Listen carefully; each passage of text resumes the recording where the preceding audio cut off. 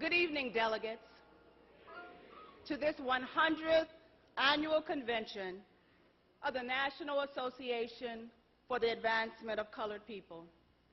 My name is Roslyn Brock, and I am Vice Chairwoman of the National Board of Directors of the NAACP.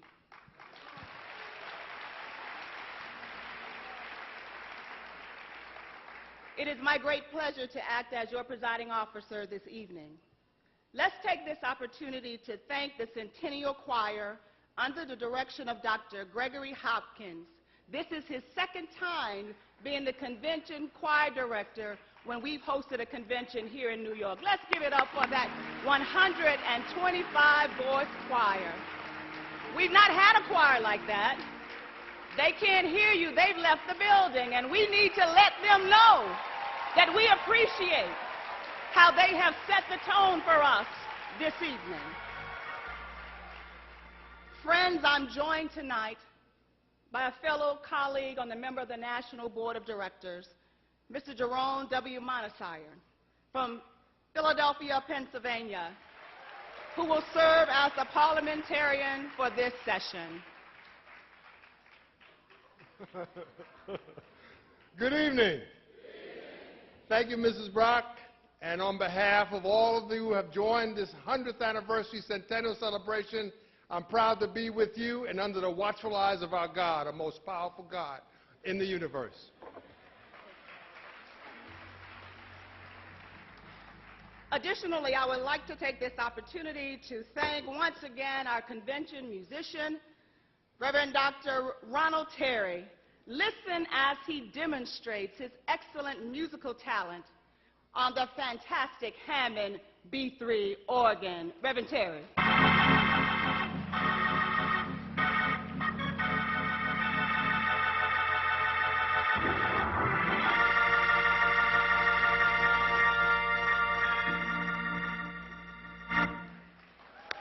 Thank you.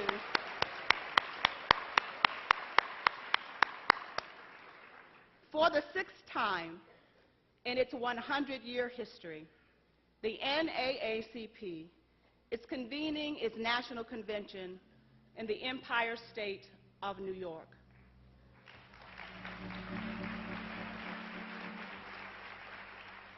As we embark upon this centennial celebration, I'm truly honored to be in New York again, serving as your convention chair, a privilege I have enjoyed for the past decade. As I view the audience from this podium, I see the hands of thousands of stalwart men and women from across the length and breadth of this nation who have held and continue to hold the NAACP together. I also see hundreds of young people who will continue the fight for social justice established by their forebears in 1909.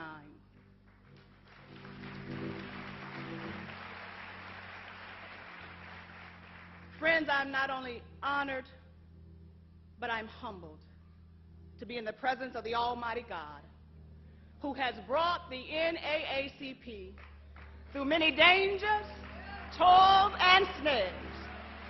But we boldly proclaim that we're still standing, and we are 100.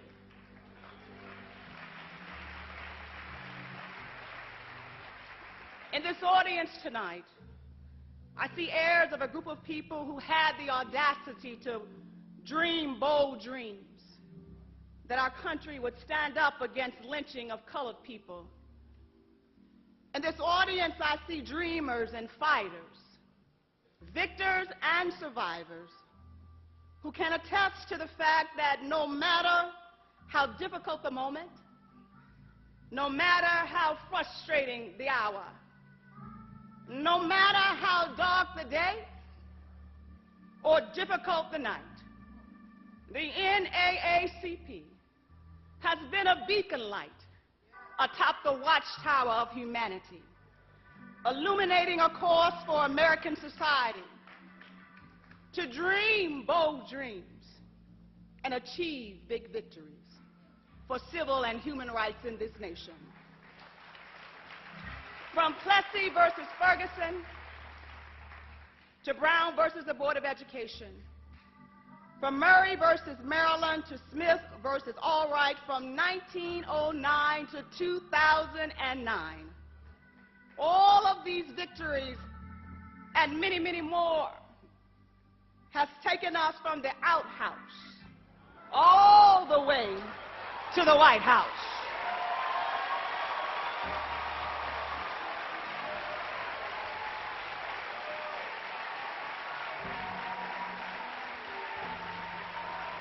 But sadly, my friends, despite bold dreams and big victories, there are those among us who believe that we have dreamed boldly enough.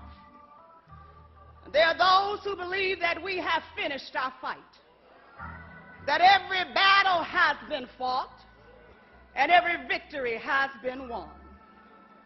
There are many who believe that the NAACP is no longer needed and should remain silent on social justice issues of the day, because we live in a post-racial society.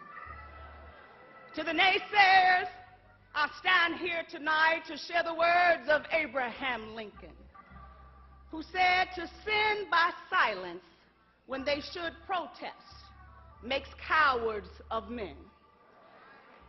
Dr. King simply said, "Silence is still betrayal."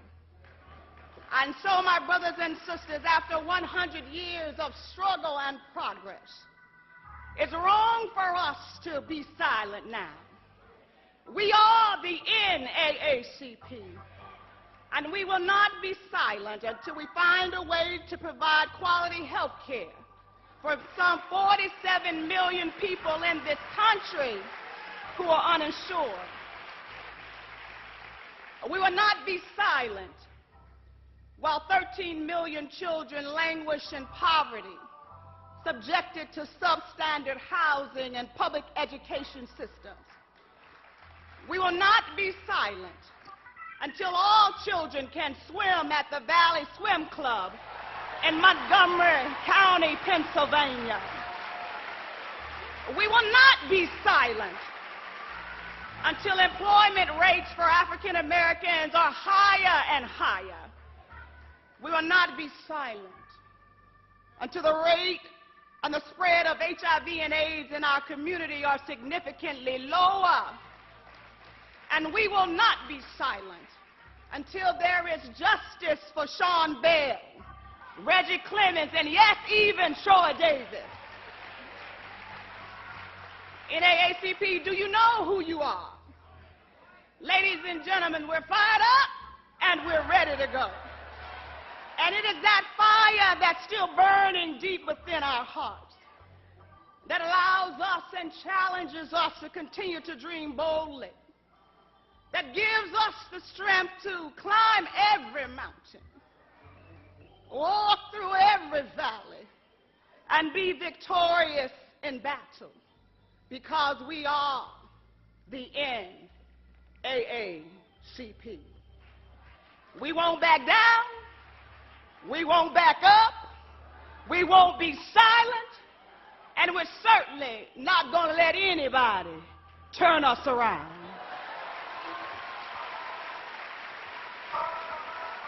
Ladies and gentlemen, by the power invested in me, by the chairman of the board of the National Association for the Advancement of Colored People, I do hereby duly declare the Centennial Convention of the NAACP duly opened.